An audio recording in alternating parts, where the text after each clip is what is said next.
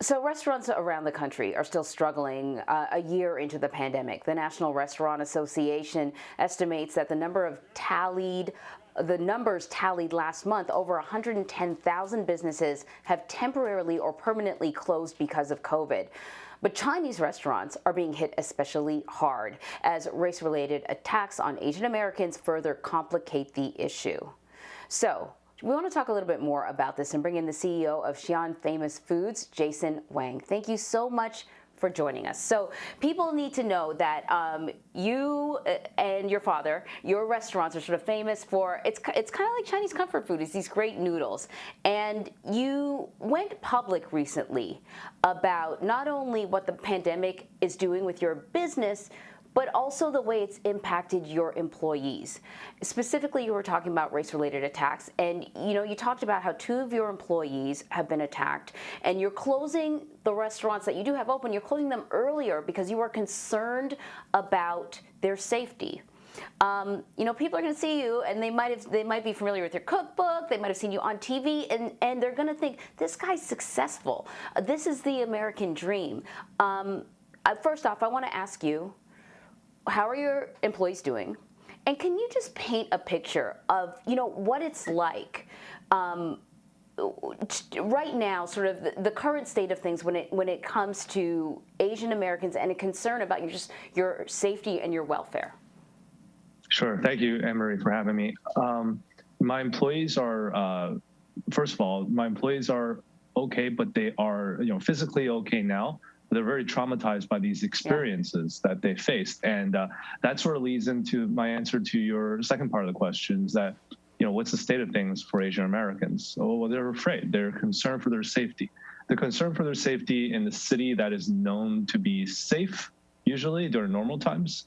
I was speaking to an employee yesterday about the incident once again, getting more details since at the time I didn't actually pry too much into it.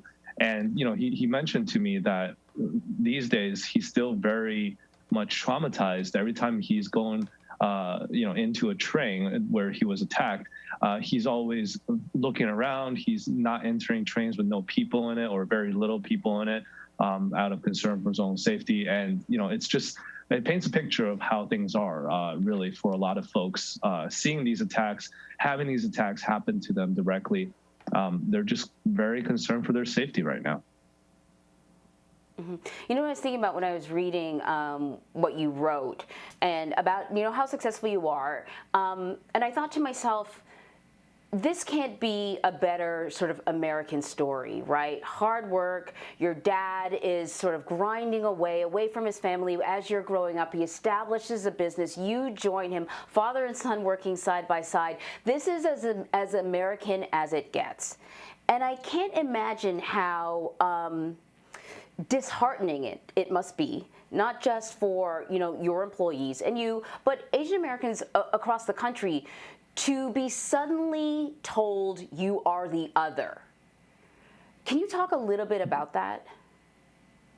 Yes, well, being an immigrant, there's the fact that you were from another country, for us anyways, but I know a lot of Asian Americans that are born in America. For me, I was raised in America, so this is home to me. Right. Our livelihood is here. I speak English much better than I could speak any other languages. And, culturally, I understand America better than any other cultures as well. So, this is home pretty much. And it is very disheartening to feel that, to be reminded like, oh, you're the perpetual foreigner. And it's an issue that a lot of us face. For me, I've faced in my younger years in other parts of the country where I grew up, where I was the only Asian person there is. And of course, facing actual verbal and physical attacks when I was younger, it became sort of a way of life almost. It's just how life is.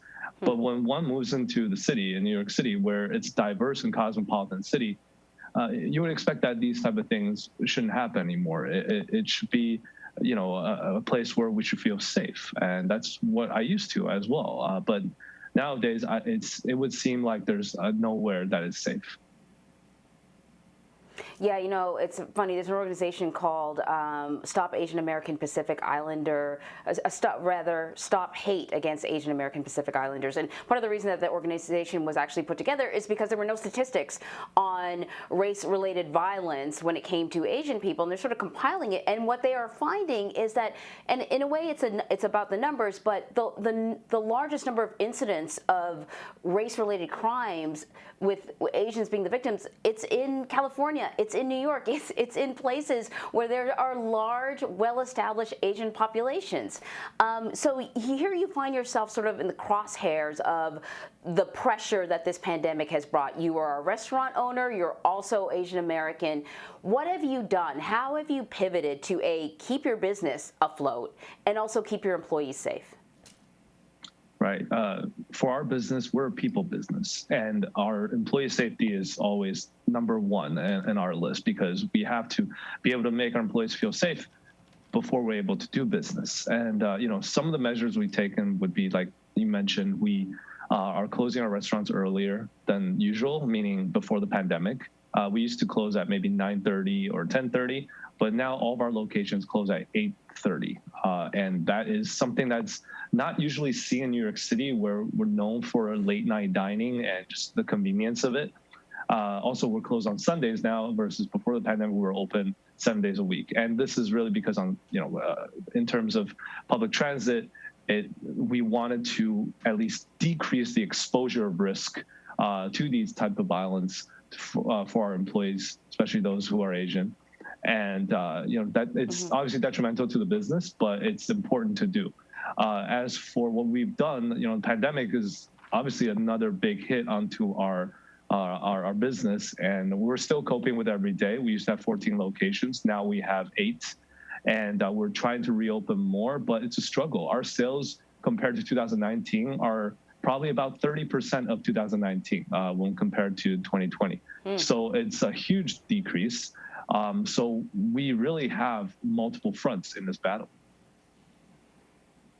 Yeah, if anybody knows anything about restaurants, the profit margin is always really slim. So any dip is a really big deal. But you're diversifying, and that's a good thing. But I want to thank you for kind of putting a face to this conversation that we have been having here on CBSN about race-related violence focused on Asian Americans. I think that it's one thing to see a statistic or a crime story, and even I've heard people sort of dismiss it as, well, these are just crimes that happen in the city.